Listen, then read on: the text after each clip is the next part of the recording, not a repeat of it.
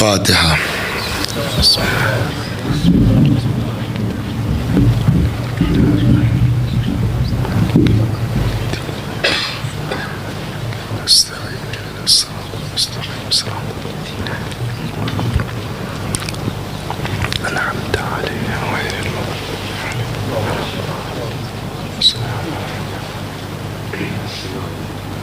اللهم صل على محمد وآل محمد۔ لا حول ولا قوة إلا بالله العلي العظيم۔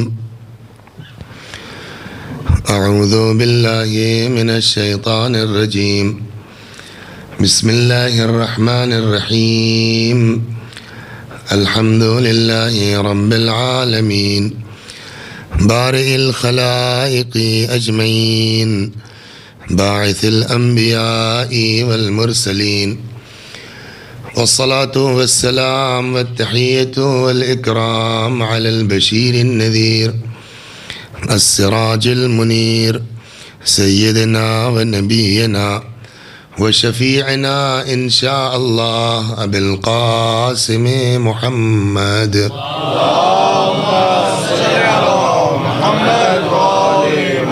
اللهم صل عليه وعلى أهل بيته مظاهر جلالك وجمالك، الذين كلامهم نور وأمرهم رشد، ووصيتهم التقوى وفعلهم الخير، وعادتهم الإحسان وسجيتهم الكرم، ولعنة الله على أعدائهم الشاكين فيهم المنحرفين عنهم أجمعين، أما بعد، صدق الله تعالى حيث يقول وهو أصدق القائلين وقوله الحق۔ أعوذ بالله من الشيطان الرجيم، بسم الله الرحمن الرحيم، قل لا أسألكم عليه أجرا إلا المودة في القربى۔ صلوات بر محمد۔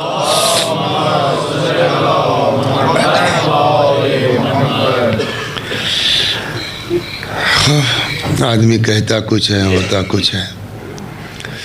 کل ہم نے یہ کہا تھا کہ آج تاخیر ہو گئی ہے، کل سے وقت سے ہوگا، اور آج پہلے ہی ہو چکی ہے تاخیر۔ خیر، انسان دو پہلو رکھتا ہے، جو بھی بشر ہے اس کائنات میں دو جنبے رکھتا ہے، دو پہلو رکھتا ہے۔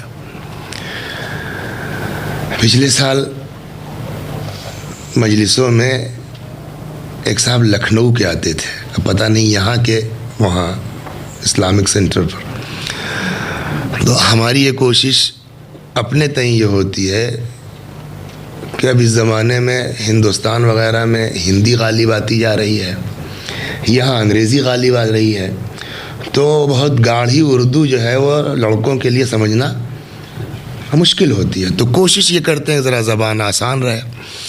تو وہ ایک ہندوستان میں چلتا ہے ای ٹی وی، اس کا پروگرام پتہ نہیں یہاں آتا نہیں آتا ہے، صدائے کربلا کے نام سے یہ 10 مجلسیں وہ دیں گے۔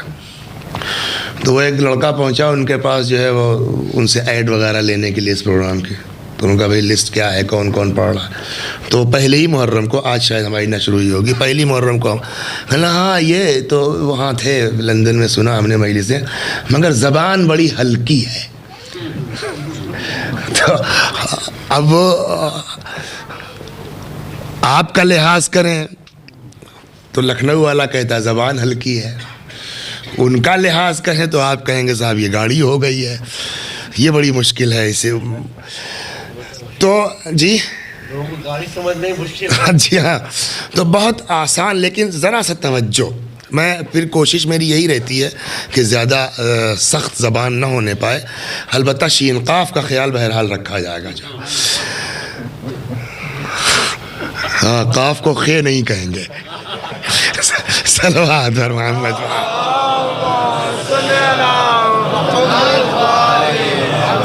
وقت کم ہے، ورنہ ایک لطیفہ میں آپ کو سناتا کہ لکھنؤ والوں سے اور حیدرآباد والوں سے بحث ہو گئی ایک مرتبہ کہ ہماری اردو اچھی ہے کہ آپ کی اردو اچھی ہے، اس کا جواب ممبر سے مناسب نہیں ہے نقل کرنا، وہ کبھی پوچھے گا تو بتائیں گے آپ کو، بڑے لطائف اس کے اندر ہیں۔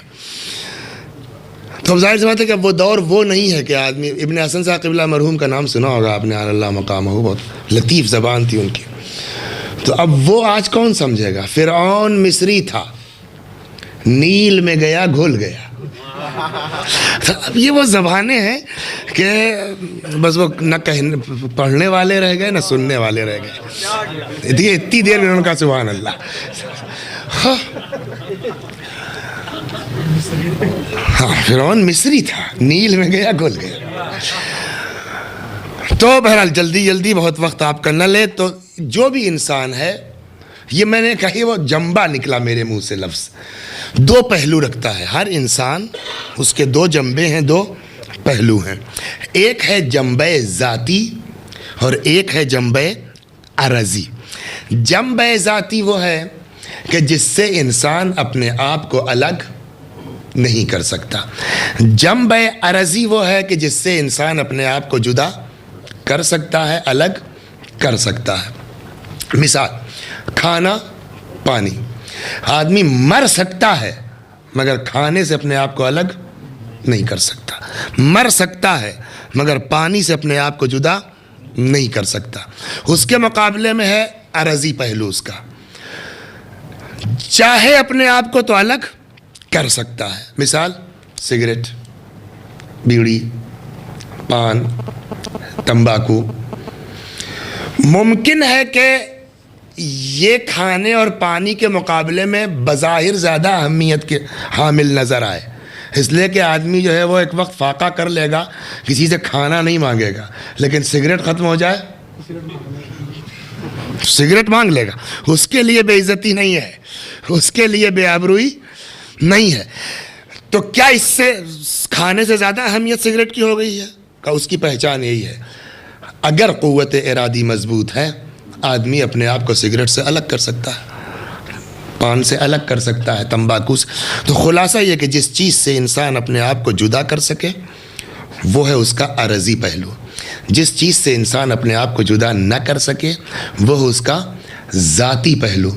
البتہ ذاتی پہلو میں ایک بات اور ہے کہ جدا تو نہیں کر سکتا، اس کا انداز بدلا جا سکتا ہے، اس کا نہج تبدیل کیا جا سکتا ہے۔ مثلا آپ کے پاکستان میں بھی، ہمارے ہندوستان میں بھی 20 سال پہلے، 50 سال پہلے مجلسیں وغیرہ ہوا کرتی تھیں، اب بھی ہوتی ہیں کھانے کی مجلسیں۔ تو اس وقت کھانا کیسے کھلایا جاتا تھا؟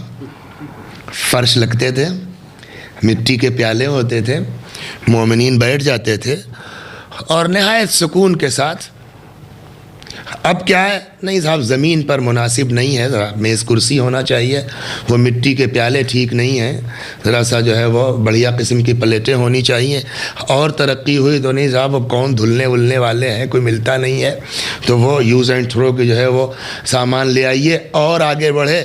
صاحب بیٹھ کے کھانا تو بالکل بیکورڈ ہونے کی پہچان ہے، ہاں ذرا ٹہل ٹہل کے کھائیے۔ اب یہ کیا پتا کہ ٹہل کے کھانا تو جانوروں کی فطرت ہے، انسانوں کی فطرت نہیں ہے۔ کسی جانور کو آپ نے بیٹھ کے کھاتے نہیں دیکھا ہوگا آج تک، وہ کھڑے ہو کے کھاتا ہے۔ صلوات بر محمد وآل۔ لیکن آدمی بیٹھ کے کھاتا تھا، کھڑے ہو کے کھانے لگا ہے، کنویں کا پانی پیتا تھا، ہینڈ پمپس آگے اس کا پانی، پھر ڈیپ ویل کا پانی پینے لگا آدمی، 150 فٹ سے پانی نکال، پھر صاحب ایکوا گارڈ لگائیے، آپ منرل واٹر پیجیے۔ تو پانی سے الگ نہیں ہو سکتا، انداز بدل سکتا، کھانے سے الگ نہیں ہو سکتا، اس کا انداز بدلا جا سکتا ہے۔ جب یہاں تک آپ آ گئے، میرے خیال میں بات سمجھ میں آ گئی کہ ذاتی وہ پہلو ہے انسان کا جس سے انسان اپنے آپ کو جدا نہیں کر سکتا، البتہ اس کے انداز کو بدلا جا سکتا ہے، اس کے نہج کو بدلا جا سکتا ہے۔ اس کو یہیں رکھیے، اس پورے مجمع میں، بلکہ یہ آواز عورتوں تک بھی جا رہی ہے، مرد ہو یا عورت ہو، پڑھا لکھا ہو یا کم پڑھا لکھا ہو، ان پڑھ ہو، جاہل ہو، عالم ہو، ہر انسان کے اندر دو صفت ہے، ایک کا نام ہے محبت اور ایک کا نام ہے نفرت۔ کوئی دل ایسا نہیں ہے جو محبت سے خالی ہو، کوئی دل ایسا نہیں ہے جو نفرت سے خالی ہو. حتیٰ کہ اگر کوئی یہ دعویٰ کرے کہ میرا دل محبت سے خالی ہے، نفرت سے خالی ہے، کیا کہیں گے آپ؟ جھوٹا ہے. کیوں؟ اس لیے کہ جانور بھی تو نہیں کہہ سکتے آپ اس کو. جانور کا دل بھی محبت سے الگ نہیں ہے. جانور کا دل بھی محبت سے خالی، حتیٰ کہ وہ بچہ 2 برس کا جس کو جو ہے وہ محبت کی ہجے نہیں معلوم ہے، جس کو نفرت کی سپیلنگ نہیں معلوم ہے، اس کا دل بھی محبت سے خالی نہیں ہے. اس کا دل بھی نفرت سے خالی. آپ کا بھتیجا ہے، آپ کا بھانجا ہے، 4 دن آپ گئے اپنے بھائی کے یہاں.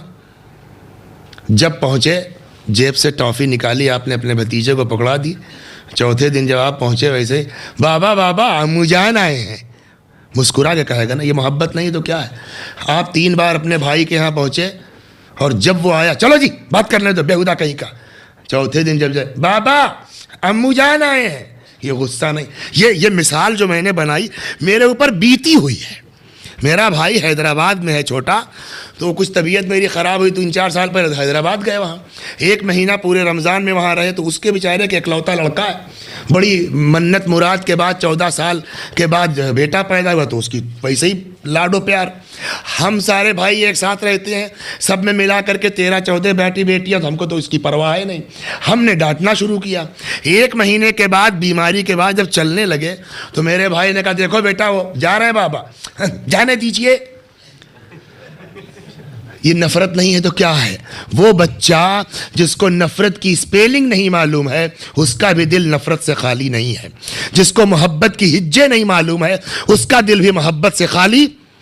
تو ہر دل میں محبت پائی جاتی ہے، ہر دل میں نفرت پائی جاتی ہے.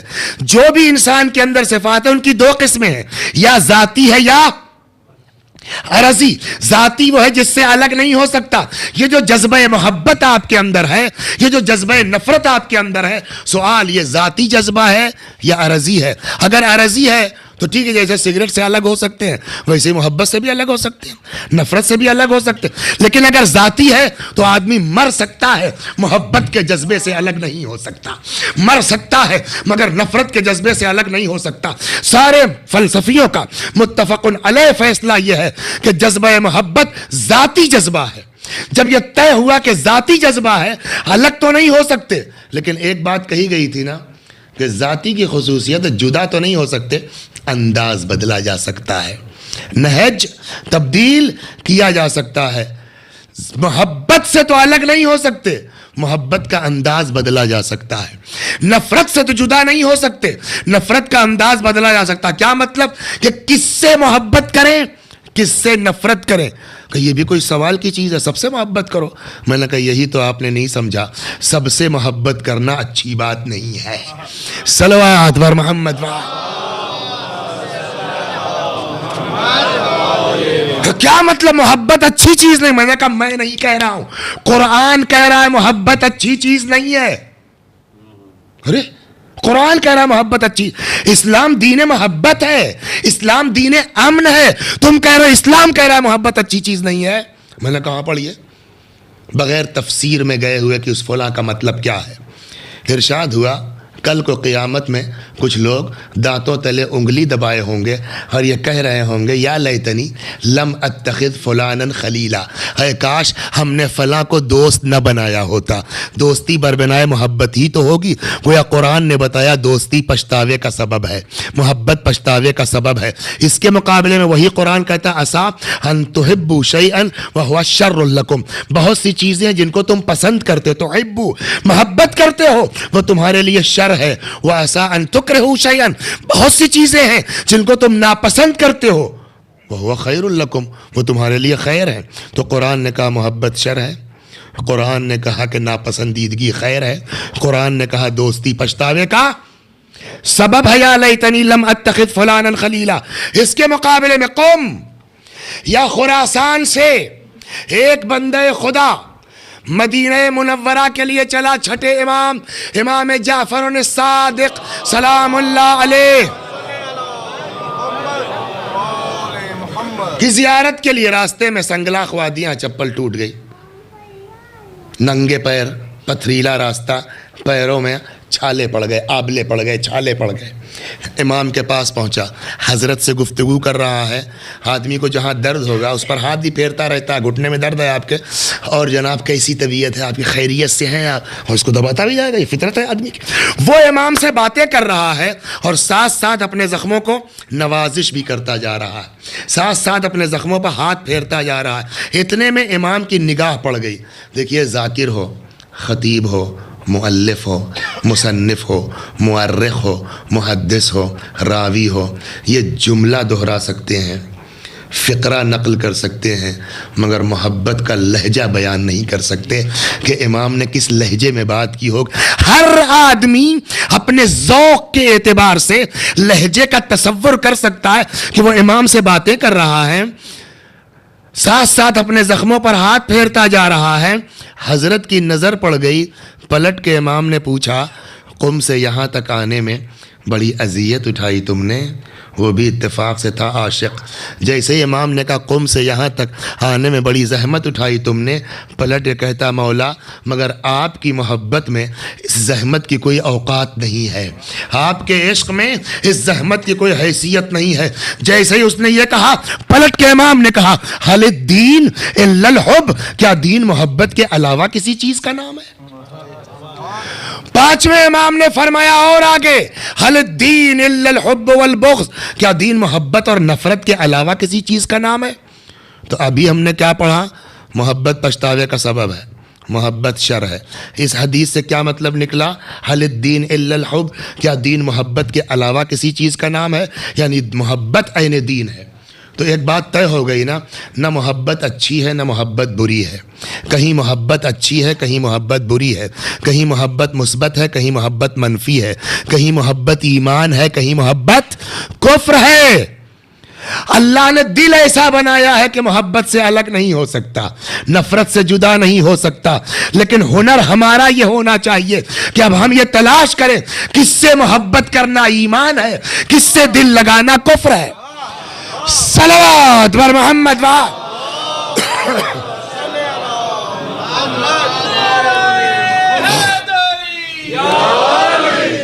تو ہم محبت سے الگ نہیں ہو سکتے، ہم نفرت سے الگ نہیں ہوتے۔ ہاں یہ ہنر ہے کہ کس سے محبت کریں اور کس سے نفرت۔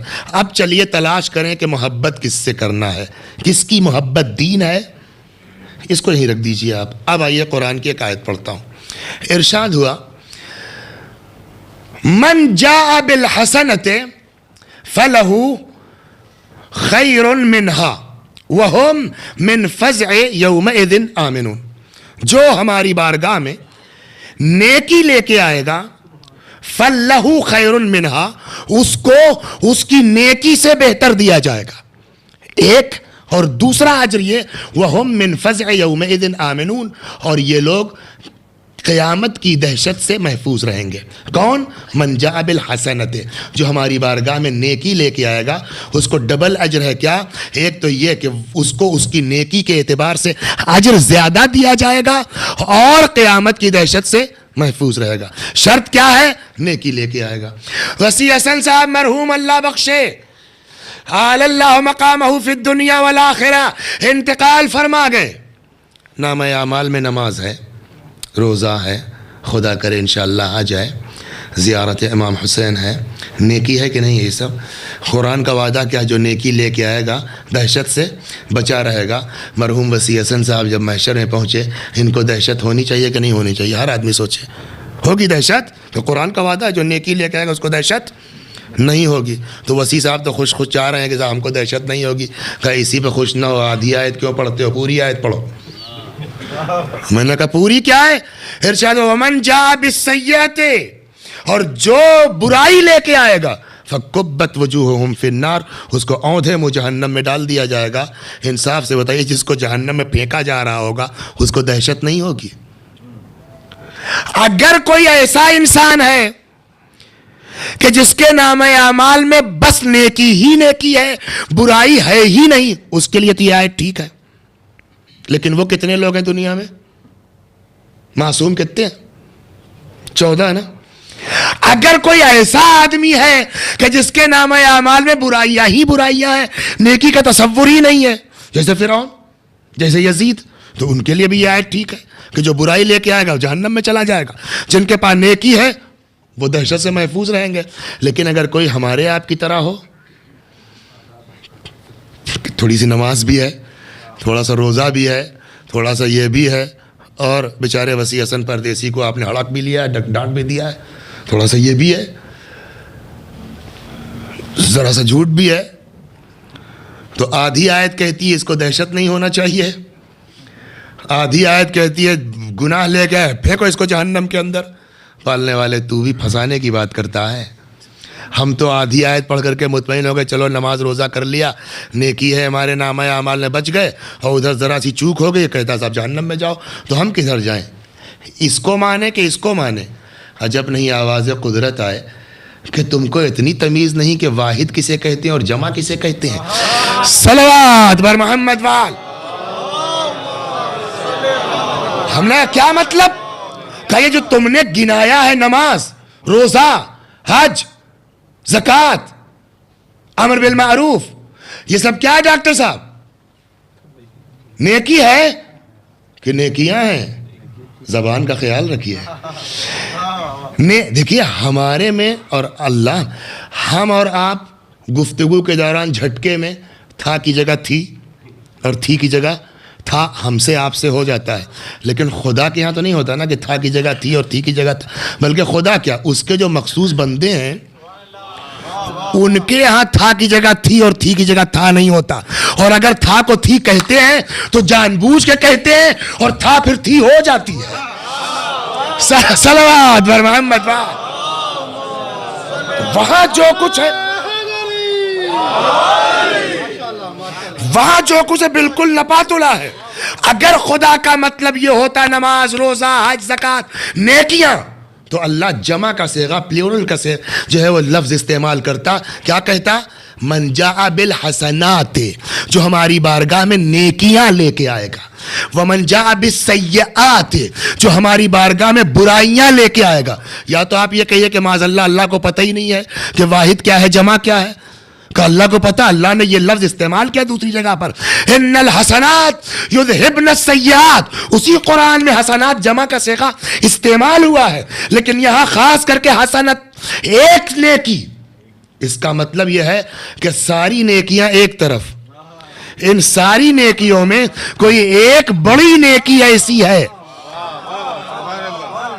کہ جس کے بغیر کوئی نیکی کارآمد نہیں ہے، اور ان ساری برائیوں میں کوئی ایک برائی ایسی ہے جس کے ہوتے ہوئے کوئی نیکی کارآمد نہیں ہو سکتی ہے۔ قرآن کہہ رہا ہے، اس لیے کہ یہاں من جاء بالحسنہ، جو نیکی لے کے آئے گا ایک، ومن جاء بالسیئہ، جو برائی کے ساتھ آئے گا ایک۔ وہ کیا ہے ایک برائی، وہ کیا ہے ایک نیکی؟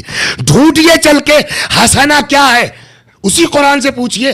اگر کہیں دیکھیے قرآن کی خصوصیت یہ ہے کہ بعض آیتیں خود بعض آیتوں کی تفسیر کر دیتی ہیں۔ ایک فقرہ یہاں قرآن نے کہا، آگے جا کر کے دوسری آیت اس کو سولو، مثلا قرآن نے کہا لا یمسہ الا المطہرون، قرآن کو کوئی مس نہیں کر سکتا سوائے مطہر۔ یہ مطہر کون ہے؟ آگے سورہ احزاب میں کلیئر کر دیا خود قرآن نے، انما یرید اللہ لیذھب عنکم الرجس اہل البیت ویطہرکم تطہیرا۔ دونوں آیتوں کو یکجا کیجئے، طے ہو گیا کہ قرآن کے حقیقی مطلب کو اہل بیت کے علاوہ نہیں سمجھ سکتا کوئی۔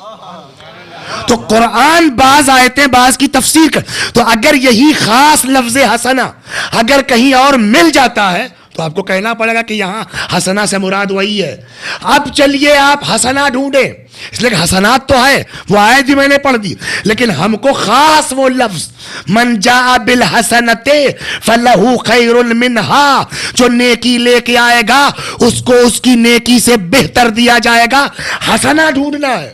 اب جب حسنہ کی تلاش میں چلے تو قرآن کی یہ آیت جس کی تلاوت کی تھی وہ نظر پہ آئی، ارشاد ہوا قل لا اسألکم علیہ اجرا الا المودۃ فی القربى، اے میرے پیغمبر آپ کہہ دیجئے کہ مجھ کو اجر رسالت کے سلسلے میں تم سے کچھ نہیں چاہیے مگر یہ کہ میرے قرابت داروں سے محبت کرو۔ یہ کون سی نئی بات کہی تم نے، تو بہت مشہور ہے، ہم نے 50 بار سنی ہے، مجلسیں پڑھی ہیں اس پر۔ میں نے کہا یہاں بھی وہی گڑبڑ کر رہے ہیں، آپ کے آگے پڑھیے پوری پڑھیے اب ارشاد، اور انداز بھی وہی ہے. یہاں کیا تھا؟ من جاء بالحسنۃ فلہ خیر منہا، بالکل سیم انداز اس آیت میں بھی ہے. جو نیکی لے کے آئے گا اس کو اس سے بہتر دیا جائے گا. یہاں پوری آیت پڑھیے، قل لا اسألکم علیہ اجرا الا المودۃ فی القربى ومن یقترف حسنۃ نزد لہ فیہا حسنا. اے پیغمبر آپ کہہ دیجئے اجر رسالت کے سلسلے میں تم سے کوئی مطالبہ نہیں ہے مگر یہ کہ میرے قرابت داروں سے محبت کرو، اور جو بھی ہماری بارگاہ میں نیکی کا مرتکب ہوگا نزد لہو فیہ حسنا، اس کی نیکی میں اضافہ کرتے چلے جائیں گے. وہی انداز ہے کہ نہیں ہے؟ گویا قرآن نے طے کر دیا مودت اہل بیت وہ نیکی ہے کہ اگر اسے لے کے آؤ گے تو دہشت سے محفوظ رہو گے.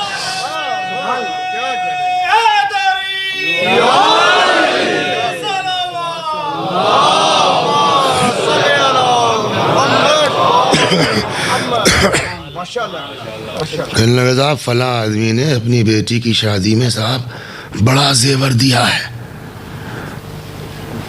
انہوں نے کہا وہ حیدرآباد کے تو نہیں ہیں.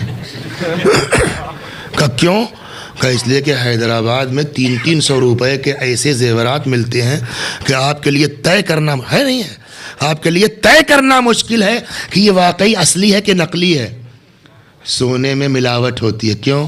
اس لیے کہ سونا قیمتی ہے. کیسے پتہ چلے گا؟ ہم آپ دیکھ کے کہہ دیں گے کہ یہ اصلی ہے کہ نقلی ہے. ہم لوگوں کو شاید نقلی والا زیادہ اچھا لگے اصلی کے مقابلے میں، اور سستا بھی ہے، لے لو. یہی تو ہوا اہل بیت کے ساتھ. یہ کیسے طے ہو کہ یہ اصلی ہے کہ نقلی؟ کہا اس کے لیے کسوٹی ہے، لے جائیے سونار کے پاس، کسوٹی پہ رکھے گا، بتا دے گا اصلی ہے کہ نقلی ہے. تو جو چیز قیمتی ہوتی ہے اس میں ملاوٹ ہوتی ہے.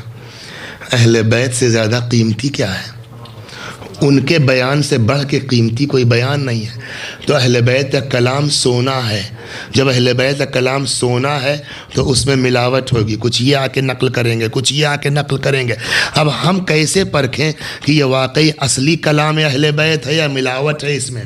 اس کے لیے خود پیغمبر نے، اہل بیت نے کسوٹی بیان کر دی ہے کہ ہمارے سلسلے میں یہ مت دیکھو کون کہہ رہا ہے، کس پوسٹ کا آدمی کہہ رہا ہے، کتنا بڑا آدمی کہہ رہا ہے، کتنا اونچا آدمی کہہ رہا ہے.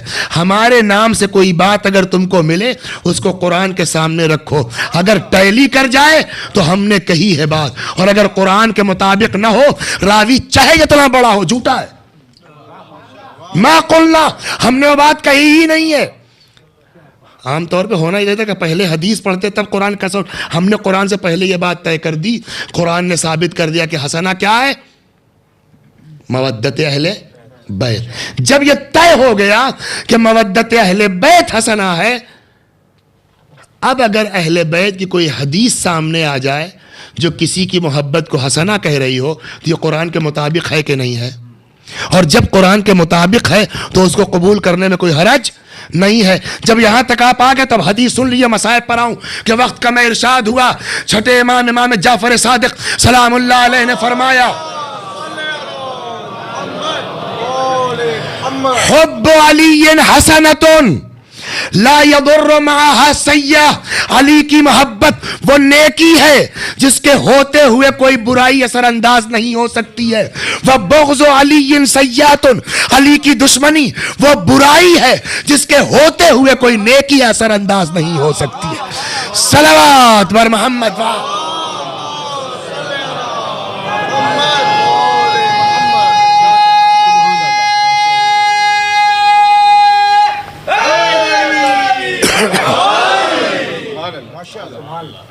قل لا اسألکم علیہ اجرا الا المودۃ فی القربى.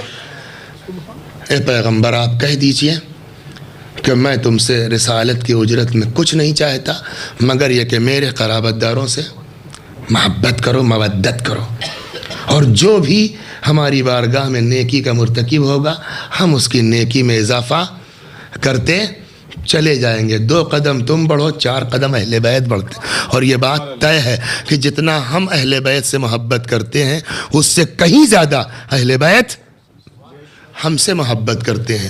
لیکن سب سے بڑا ظلم تو یہی ہوا ہے کہ جن کی محبت کا اعلان قرآن مجید نے اجرت کے طور پر کیا ہے جتنا ان کو کائنات میں ستایا گیا ہے کسی کو نہیں ستایا گیا۔ جب لٹا ہوا قافلہ امام سجاد علیہ السلام کے ساتھ مدینے واپس آیا ہے تو روایت کہتی ہے کہ امام نے بشیر ابن حزلم یا بشر ابن حزلم کو بلایا کہ تیرا باپ شاعر تھا، کیا تو بھی کچھ شاعری کر لیتا ہے؟ اس نے کہا مولا، کہ جاؤ مدینے میں ہمارے آنے کی خبر کر دو۔ بشیر نے جا کے اطلاع دی، وہ شعر مشہور ہے کہ یہ موسم ابھی نہیں ہے اس پوری بات کے پڑھنے کا، سارا مدینے کے باہر آ کے جمع ہو گیا، ایک کرسی رکھی گئی، یہ پہلی مجلس ہو رہی ہے، امام سجاد علیہ السلام پڑھنے جا رہے ہیں، بیٹھے کرسی پر امام سجاد علیہ السلام، مدینے والے ہیں، اور حضرت نے جو ہے وہ بیان کرنا شروع کیا، مصائب کتنا بیان کر دیں گے۔ آخر میں ایک جملہ امام نے فرمایا، اے مدینے والو، میں کہاں تک بیان کروں گا اور تم لوگ کہاں تک سنو گے، بس اتنا سمجھ لو کہ پیغمبر نے ہماری محبت کے لیے جتنی باتیں کہی ہیں، اگر محبت کے بجائے ہم سے دشمنی کے لیے کہتے تب بھی یہ لوگ اس سے زیادہ نہیں کر سکتے تھے جتنا میرے ساتھ کیا گیا۔ حد ہے۔ کل آپ نے مسلم کے مصائب سنے نا، مسلم پھر بھی ایک جوان آدمی تھے، ان لوگوں کے پاس بالکل دل نہیں ہے، دشمنی اہل بیت میں اندھے ہو گئے ہیں، ان کو بچے بھی سمجھ میں نہیں آتے ہیں۔ مسلم شہید ہو گئے، مسلم کے 2 بچے مسلم کے ساتھ تھے، ایک کا نام ابراہیم ہے، ایک کا نام محمد ہے۔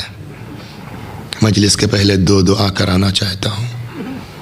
ایک مہدی عباس صاحب کو جانتے ہوں گے آپ لوگ، مومن آدمی، آج وہ کہیں جا رہے تھے، ان کا ایکسیڈنٹ ہو گیا، فریکچر ہو گیا ہے۔ اللہ ان بچوں کے طفیل میں، یتیمان مسلم کے طفیل میں اس بندے مومن کو شفا عنایت فرما۔ اس مجمع میں پتہ نہیں کتنے لوگ ہوں گے، اللہ جو اولاد کے لیے تڑپ رہے ہیں، اولاد کے لیے ترس رہے ہیں، خدا تجھ کو مسلم کے یتیموں کا واسطہ ہے، آج حسین کے دسترخوان پر جو بھی بے اولاد ہے، خدا اس کو مسلم کے یتیموں کے طفیل میں صاحب اولاد کر دے۔ بچے ابن زیاد کے قید خانے میں قید کر دیے گئے، وہ ایک تفصیل ہے کہ کیسے بچے قید خانے تک پہنچے، کیا ہوا جانے دیجیے۔ بچے قید ہو گئے، کہتے ہیں لٹا ہوا قافلہ جب کربلا سے کوفے پہنچا، بعض کا کہنا یہ ہے کہ یہاں اسرا کے قافلے سے بچوں کی ملاقات ہو گئی۔ آپ سوچئے اس وقت جب یہ بچے ملے ہوں گے ماں سے، جناب زینب سے، کیا عالم ہوا ہوگا۔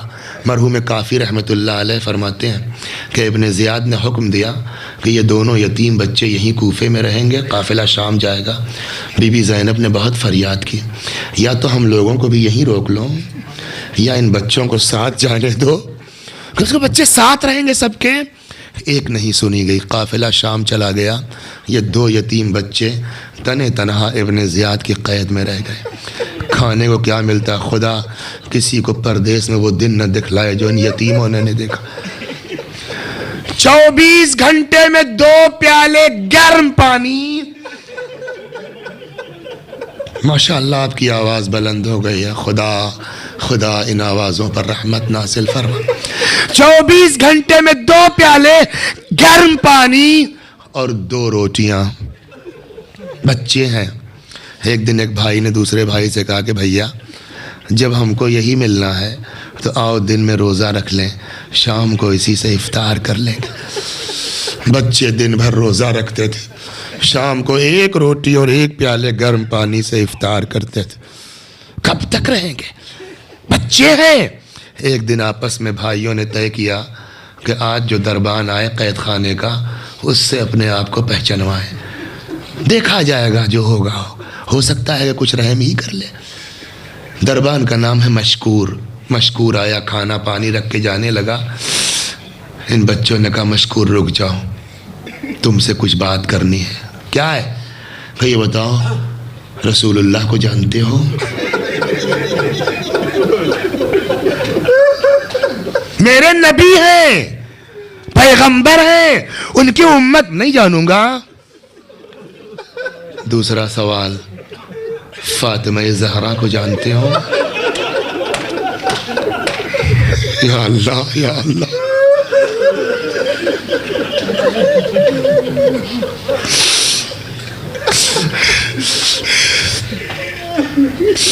اے یتیمان مسلم، ایک نظر آج اس مجمع پہ کر دو شہزادو. جانتا ہوں علی کو جانتے ہو، علی کو بھی جانتا ہوں، میرے امام بھلا کیسے نہیں جانوں گا. یہ بتاؤ حسین کو بھی جانتے ہو، پارسال کربلا میں ظالموں نے شہید کر دیا. جانتا ہوں میرے امام ہے. کا بس آخری سوال بتا دو، کیا مسلم ابن عقیل کو جانتے ہو؟ جانتا تو سب کو ہوں، لیکن یہ سوال کیوں کر رہے ہو؟ کا بتانا یہ ہے کہ ہم اسی مسلم کے یتیم ہیں، ہم اسی مسلم کے یتیم ہیں. تڑپ گیا، ارے بچوں مسلم کے یتیم، تم نے پہلے کیوں نہیں بتایا؟ کہ اب بتایا ہے نا، اب کیا کرو گے؟ قید خانے کا دروازہ کھلا ہے، جانا چاہو چلے جاؤ، رہنا چاہو رہو گے، اب کوئی تکلیف نہیں ہوگی. میرا خیال ہے رہو، اب کوئی زحمت نہیں ہوگی. پتہ ہے بچوں نے کیا جواب دیا؟ ہم جانا چاہتے ہیں، مشکور ہم جانا چاہتے ہیں، رہو اب تم کو تکلیف نہیں ہوگی. کہ وہ تو ٹھیک ہے، تم مجھ کو آرام سے، ہم لوگوں کو آرام سے رکھو گے، مگر ہم جانا چاہتے ہیں. جانتے ہو کیوں؟ تم تو ہم کو آرام سے رکھو گے، مگر ہماری ماں ہمارے لیے تڑپ رہی ہے، ہماری ماں ہمارے لیے تڑپ رہی ہے. ٹھیک ہے جاؤ، مگر میرا خیال ہے شہزادو ابھی نہیں، رات اور چھا جانے دو، نصف شب کے قریب میں آزاد کر دوں گا، چلے جانا. آدھی رات کو مشکور آیا، دروازہ کھلا ہے، چلے جاؤ. مجھے پتا ہے صبح خبر ملے گی، میں نے آزاد کر دیا ہے، میں مار دیا جاؤں گا، مجھ کو یقین ہے میں مار دیا جاؤں گا. خوش قسمت ہیں وہ لوگ جن کو آخرت یاد ہے، خوش قسمت ہیں وہ لوگ جن کو عاقبت یاد ہے. جاؤ، مجھ کو اپنی موت کی پرواہ نہیں ہے، لیکن بچوں بس ایک درخواست تم سے ہے. کیا؟ کل کو میدان قیامت میں رسول اللہ کے سامنے مجھے بھول مت جانا. بچے نکل آئے، تاریکی، اندھیرا، شہر سے ناواقف، کہتے ہیں کبھی اس گلی میں جاتے ہیں، کبھی اس کوچے میں جاتے ہیں، کبھی اس پوری رات بچے کوفے کی گلیوں میں ٹہلتے رہے. کہاں جائیں؟ چلتے چلتے شہر کے قریب فرات کے کنارے نکل آئے. بچوں نے فرات میں وضو کیا، 2 رکعت نماز صبح پڑھی. اب کیا کریں، اجالا ہو گیا ہے، پکڑے جائیں گے. وہی درخت ہے فرات کے کنارے، اس درخت پر جا کے بیٹھ گئے. دن بھر اسی درخت پر چھپے رہیں گے. پڑھنا بہت آسان ہے نا، دن بھر اسی درخت پر بیٹھے رہیں گے، رات کو پھر نکلیں گے، شاید آج راستہ مل جائے. بچے درخت پہ چڑھ کے بیٹھ گئے. یہی قریب میں حارث ملعون کا گھر ہے. حارث کی کنیز ایک برتن لے کے آئے فرات سے پانی لینے کے لیے. بچے درخت پر ہیں، ان کا عکس پانی میں پڑ رہا ہے. جیسے ہی کنیز نے برتن ڈالا پانی میں، عکس بچوں کے، اتنے حسین بچے تھے، اتنے خوبصورت بچے تھے. روایت کا جملہ پتہ ہے آپ کو؟ روایت کا جملہ ہے کأنہما قمران یلمعان فی الماء. یہ آواز میری عورتوں تک جا رہی ہے جن کی گود میں بچے ہیں. خدا تمہارے بچوں کو سلامت رکھے. ذرا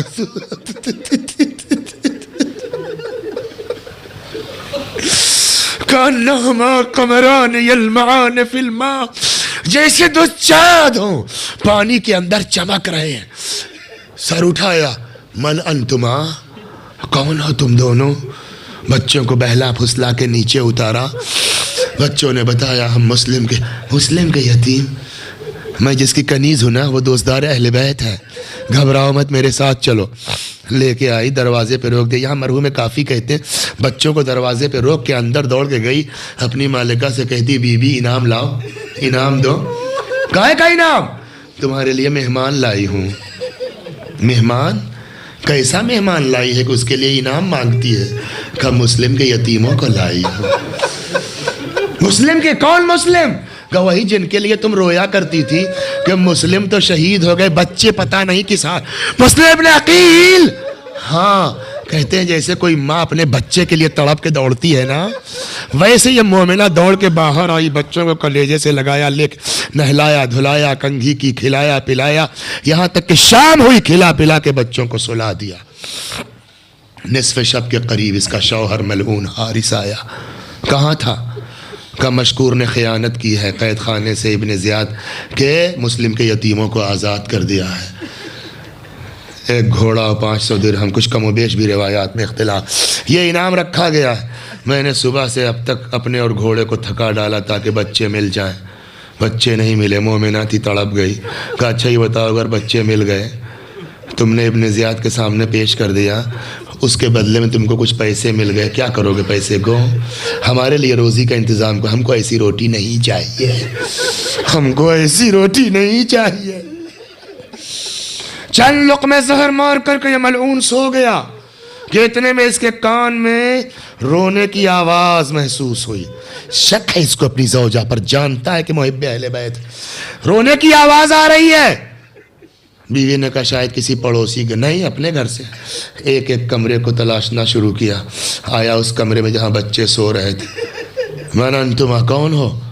بچوں کو کیا پتا، صبح سے اس گھر میں محبت ملی ہے نا، امان میں ہے۔ ہاں ہم مسلم کے یتیم ہیں۔ آج تک آپ نے نہ سنا ہوگا کہ کسی مہمان کے تماچوں کے ذریعے میزبان نے پذیرائی کی ہو۔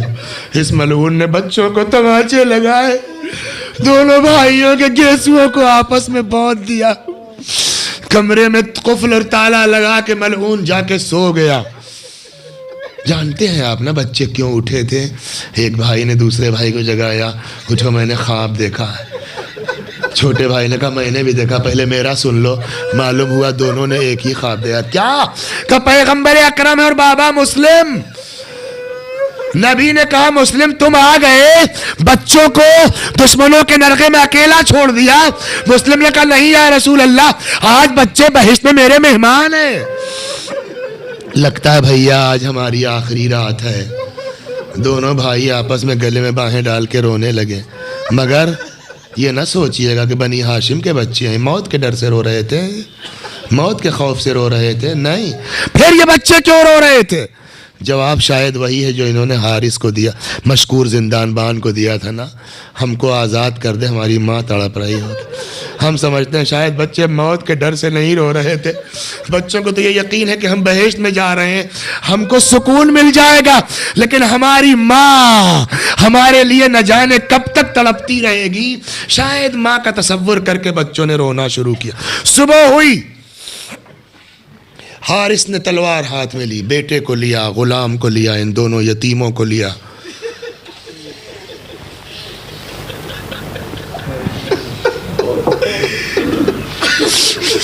لے کے آیا فرات کے کنارے، غلام کو تلوار پکڑائی، لے جا کے ان بچوں کا سر قلم کر دے۔ غلام آگے بڑھا، بچوں نے دیکھا تیری شکل بلال سے بہت ملتی جلتی ہے، تم کو بلال سے کیا مطلب ہے؟ کہ رسول اللہ کے مؤذن تھے، ہم اسی خاندان کے مسلم کے فرزند ہو۔ کہتے ہیں کہ ایک مرتبہ اس غلام نے تلوار پھینکی، اپنے آپ کو فرات میں ڈال دیا، کبھی ڈوبتا تھا کبھی ابھرتا تھا، فریاد کرتا تھا ہائے حسین ہائے حسین۔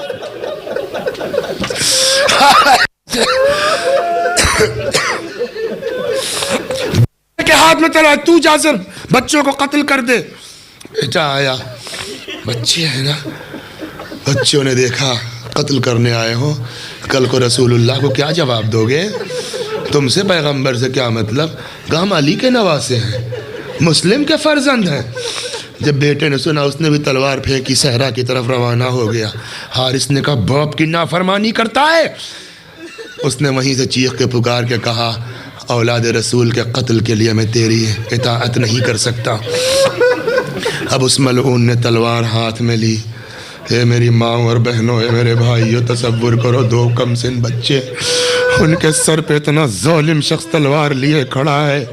جب بچوں نے دیکھا کہ اب یہ سر قلم کرے گا، بچوں نے کہا حارث ہم کو زندہ لے چل ابن زیاد کے دربار میں، شاید کوئی ہماری سفارش کر کے بچا لے۔ کہا نہیں، ہم کو انعام چاہیے، ہم تمہیں قتل کریں گے۔ اس میں بنی ہاشم کے لوگ ہیں نا، اس مجمع میں سادات کرام ہیں نا، اس مجمع میں اولاد پیغمبر ہیں، اس خاندان نے کتنے غلاموں کو آزاد کیا ہے، اس خاندان نے کتنے غلاموں کو آزاد کیا ہے۔ ہائے بتا ان بچوں نے کیا کہا اگر تجھ کو پیسے کی لالچ ہے لے چل ہم کو غلاموں کے بازار میں بیچ لے، تجھ کو پیسہ مل جائے گا۔ یہ ملعون کہتا نہیں، ہم تمہارا سر قلم کریں گے۔ جب دیکھا کہ یہ ملعون ذبح کرنے پر مصر ہے، اچھا تو اتنی اجازت دے دے ہم 2 رکعت نماز پڑھ لیں۔ تانا مارا اس نے، نماز بچا سکتی ہے پڑھ لو۔ بچوں نے نماز پڑھی۔ میں رک کے پھر کہوں، اسی لیے میں نے آج دعا کرائی خاص کر کے، اور پھر کہتا ہوں کہ جو دل میں ہے ان بچوں سے طلب کیجئے، اللہ ان بچوں کو بہت دوست رکھتا ہے، ان کی دعا انشاءاللہ رد نہیں ہوگی۔ بچوں نے 2 رکعت نماز پڑھی۔ نماز کے بعد ان بچوں نے ہاتھ کو بلند کیا، آواز دی خدا ہمارے اور حارث کے درمیان تو فیصلہ کر۔ حارث آگے بڑھا، یا اللہ تجھے ان یتیموں کی قسم ہے، ہماری قوم میں بھائیوں میں محبت ایسی ہی پیدا کر دے جیسے ان دونوں بھائیوں کے درمیان تھی۔ آگے بڑھا، سر قلم کرنا چاہتا ہے، بڑا بھائی آگے بڑھ گیا، پہلے میرا سر قلم، پہلے میرا سر جدا۔ کیوں؟ کہا اس لیے کہ جب ہم مدینے سے چلے تھے اماں نے بھائی کا ہاتھ میرے ہاتھ میں دیا تھا، کہا تھا بیٹا اپنے بھائی سے خبردار رہنا۔ دونوں بھائیوں کا سر قلم کیا گیا۔ صبح صبح کا وقت ہے، ملعون نے سر جدا کر کے زلفوں سے پکڑ کے دونوں بھائیوں کا سر لے کے ابن زیاد کے دربار میں پہنچا۔ ایسے حسین بچے ہیں، ایسے خوبصورت بچے ہیں۔ ابن زیاد پوری قساوت قلبی کے باوجود، پوری سنگدلی کے باوجود ان حسین چہروں کو دیکھنے کے بعد ابن زیاد بھی تڑپ گیا۔ کہتا ہے حارث اتنے خوبصورت بچوں کو ذبح کرتے ہوئے تجھے غیرت نہیں آئی؟ میں نے زندہ لانے کو کہا تھا کہ قتل کرنے کو؟ بچوں نے کیا دعا کی تھی ابھی، کتنی تیز خدا نے قبول کیا ہے۔ اسی لیے میں نے کہا اپنی دعا مانگی ہے ان بچوں کے طفیل، خدا ہمارے اور حارث کے درمیان تو فیصلہ کر، یہی نہ کہا تھا؟ تجھے شرم نہ آئی ان خوبصورت چہروں کو ذبح کرتے ہوئے؟ میں نے زندہ لانے کو کہا تھا یا قتل کرنے کو؟ ابن زیاد پوری سنگ دلی کے باوجود کہتا ہے اس مجمع میں کوئی جو جا کر کے حارث کو وہیں قتل کرے جہاں اس نے ان یتیم بچوں کو قتل کیا ہے؟ ایک آدمی کھڑا ہوا، اس نے حارث کا ہاتھ پکڑا، کوفے میں لے کے ٹہلا، جو یتیم بچوں کے قاتل کو دیکھنا چاہتا ہے گھر سے باہر آئے۔ پھر اس کا بیان ہے جو اس حارث کو لے کے گیا ہے قتل کرنے کے لیے، کہتا ہے جب فرات کے کنارے میں وہاں پہنچا جہاں بچوں کو ذبح کیا گیا تھا، کیا دیکھتا ہوں ایڑیوں کے رگڑنے کے نشان، جس سے اندازہ ہوتا تھا بچوں کتنی اذیت کے ساتھ شہید کیا گیا۔